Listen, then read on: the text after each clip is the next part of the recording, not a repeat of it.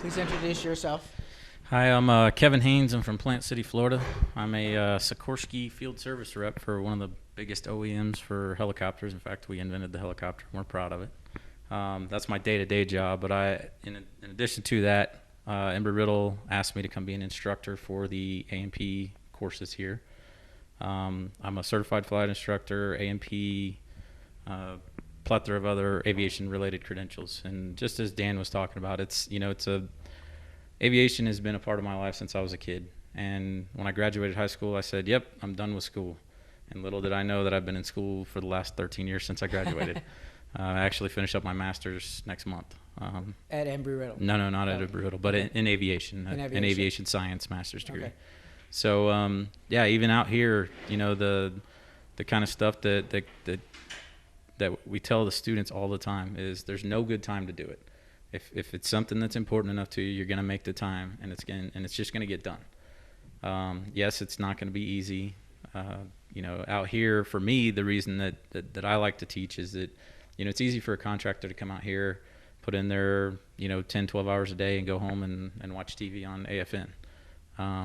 It's something different that I had instructors when I was in the military that took the extra time out of their day to come and instruct me, getting my AA and bachelor's degrees. So, just a matter of putting the time in. So between working two jobs, really, is what you're doing. Mm-hmm. Are you working as many hours or more than the soldiers? Because they all work a lot of hours. Sure. I actually work side by side with Dan, and on a daily basis. I work with Task Force Phoenix for Sikorsky. Okay. And as we said, Sikorsky makes the Army's Black Hawk helicopters.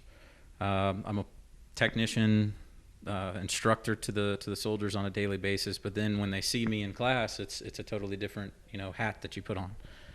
But it works well for them because they can come to my office during the day and say, hey, I don't understand this physics problem as part of general of the general classes for the A&P, or how does this electronics device work. So it's really good for them to be able to have that face-to-face instructor time that really helps with their learning process. Okay. Talk about the students, because they're obviously working long hours, but right. Yet you have them in here in class here and online. Do they do both?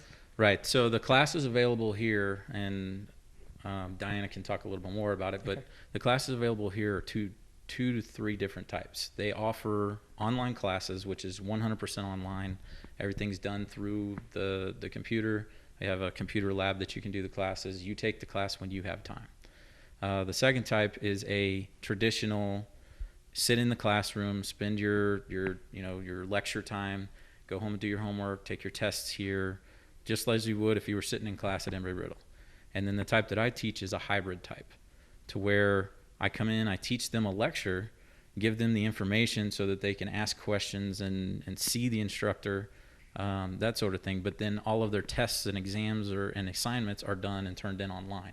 So for the soldiers, it works out really well, especially in aviation. Aviation tends to work 12-hour days. It really works out for them because they can come spend the extra hour of their day getting the information they need and then fit their assignments into their schedule. Great. So I'm going to ask you the same thing I asked the first sergeant. Mm-hmm. Why Embry Riddle for somebody that's coming out of the military, they've served their time, and now they want to go into the civilian world? Or they're already out, they're a veteran. Right, that's easy. So getting out of the military, I got out about 6-7 years ago. And I had a degree. When you come out of the military, and this is something that I would tell anybody, you get in the military, everybody thinks, well, I'm missing out on school, I'm missing out on the college stuff, and you're really not. I finished my degree in my first 6 years of being in the Army before I got out. And this is what I found out going into aviation. Every job interview, every person that I networked with, when I said I have a degree in aviation, the first question they asked me is it from Embry Riddle? That's how big Embry Riddle is. I mean, worldwide. And I've worked everywhere from Turkey to Brazil to, all over the Middle East. I'm going to Saudi in a month or two. So everybody knows who Embry Riddle is, and everybody knows that if you know something about aviation, you must be involved with Embry Riddle somehow. So if you're looking to get with a company that's going to pay real well and a future with benefits, it's going to be more helpful to graduate from Embry Riddle. I wouldn't say that it's not a oh my God, you have to. Right. But I can tell you it's a lot easier because they have a lot more credibility. They've been around longer. I mean, Embry Riddle has been with the military and with the soldiers downrange for over 30 years. They know what they're doing on how to get you the education you need to further yourself, whether you want to stay in the military or whether you want to be a civilian. And they have teaching centers like this in over 100 military bases around the world. Right? Exactly, all over the world. Okay. Where are you from back home? Plant City, Florida. Plant City, that's right, Florida. So are you pretty close to Daytona Beach, to the campus? Or? I actually, I'm about 2 hours or so. Okay. Is where I grew up. Spent a lot of my summers in Daytona. My family was really big into racing, so I spent a lot of time in Daytona. Actually, looking at buying a condo right up the street from Embry Riddle, so that I can teach there full time when I officially retire from the military life. Okay. Well, thank you for your service. But, you know, it's interesting. I talked to a lot of people who've been in the military, and now they're serving in another way, working or helping the soldiers, the troops in some way, and that's what you're doing. Right. You're helping them. Right, and that's what it comes down to is that people ask, well, why the military? You know, why would you give up so much, and you know, for so little? And let's face it, the military comes out here whether they want to or not. Sure, they volunteer to be in the military, but they come out to this area, you know, to these areas of the world that are austere, they're dusty, they're hot. You know, here at Bagram, it's freezing cold in the wintertime because we're, you know, up in the mountains, so similar to Denver. And it's about looking to the dude next to you and saying, don't worry, we're going to get through this. Battle buddy. Yeah. I've heard that term a lot. Yeah. Okay. Well, great. Well, I appreciate what you're doing. Do you, as a civilian now, do you get care packages? Do you have... Actually, yes, I do, but I usually turn them over to the military.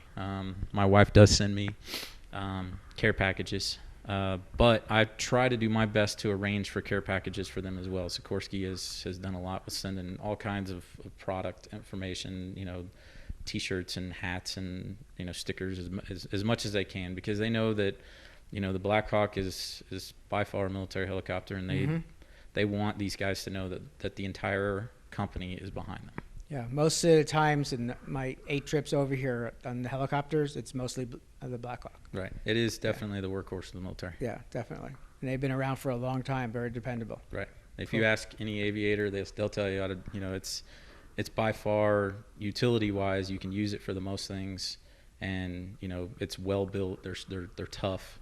And, you know, if they have to crash, obviously they don't want to. If they have to crash, they want to be in a Sikorsky because they're probably going to live through it. Wow, neat. Okay. I'll ask you to do the same thing if you want to look in the camera and give a shout out to family and friends back home. All right. Just like to say hi to my family and friends and all the folks back at Sikorsky, and, you know, we appreciate everything you do for us. You know, just remember to support the troops. Okay, great. Well, maybe we'll see you tomorrow when we come out to the base. Sure, that'd be fine. Okay, thank you. Appreciate it. Thank you very much. And again, thank you for your service to our country. No problem. Well, Diana, why don't you introduce yourself and talk about how you got involved at Embry Riddle? It's a fascinating story to me, how you ended up coming here. I'm Diana Kurzka. I'm the Assistant Director of Academic Support for Embry Riddle Aeronautical University in Afghanistan. Bagram is our main site, but I'm covering the whole country here. I learned about Embry Riddle when I was working as a counselor aide for Army Education tuition assistance over in Iraq in the last year. I learned a lot about many different colleges while I did that job, and I realized that Embry Riddle had an outstanding reputation as a school for aviation, being the only accredited school for aviation, and often gaining #1 status for aviation and engineering degrees. So hearing so much great things about Embry Riddle, I was very interested when I met the Balad Embry Riddle representative, and she was telling me they needed someone to cover Afghanistan when our former representative here left. So I applied. And here you are. And here I am now. You're so young. You've been to so many. How many countries have you been to? Gosh, like 6 maybe? 6. Wow. What motivated you to get involved like that and actually, you know, go to other countries and work like you're doing? Well, I always wanted to go to other countries, but it was just a matter of when I first applied to be the Army Education Counselor in Iraq, I actually applied for Egypt, but they sent me to Iraq. So that's kind of, I just started doing traveling in my spare time during R&Rs, and it's been great. Okay, talk about the students here. Because again, we were talking earlier, they work long hours, but they're furthering their education. Talk about them. It's really amazing that these soldiers are out here fighting a war, and they work 12-hour shifts every day, and they're so motivated that they go and take college classes at night or whenever they can in order to further their educational services. And it's really great that they're taking advantage of the Army tuition assistance available to them for that reason. But they're highly motivated. It's amazing. I've seen people who've come out here and gotten their bachelor's degree in Afghanistan and their master's degree in Iraq. Wow. And that's just great to see people who are furthering their education while working those long hours and being in a war zone. So your office and the classrooms are within the Army Education Center. There's other colleges here. So somebody comes in and they're thinking of furthering education. Why would they pick Embry Riddle? Well, because Embry Riddle is #1 for aviation. So if you're interested in anything related to aviation, technical management, logistics, Embry Riddle is just the best school to go to for that program.